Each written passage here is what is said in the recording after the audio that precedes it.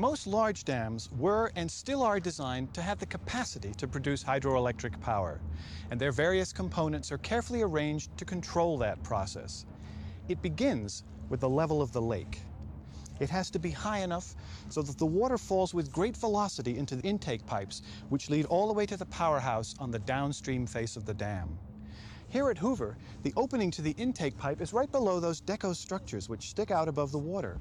Now, the actual making of electricity begins when the water reaches giant turbines near the bottom of the powerhouse.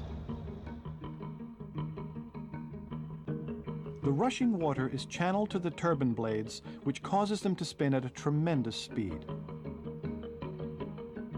The spinning turbine rotates a tall shaft, which attaches high above to the generator.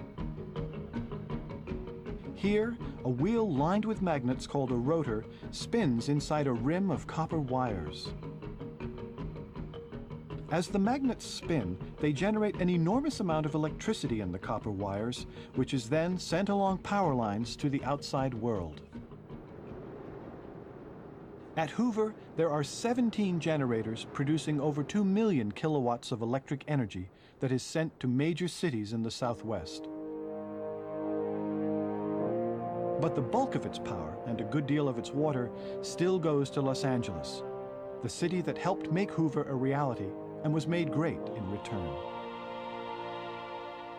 Without Hoover Dam, Los Angeles would be there, but it might be a city of 2 or 3 million people rather than a megalopolis of 14 or 15 million. There'd be no Las Vegas. The American Southwest as we know it simply wouldn't exist but for that dam. It was the first great dam, and it gave us the confidence to build dams of its size elsewhere and on rivers much bigger than the Colorado. Over the next 3 decades, virtually every major western river was dammed many times over.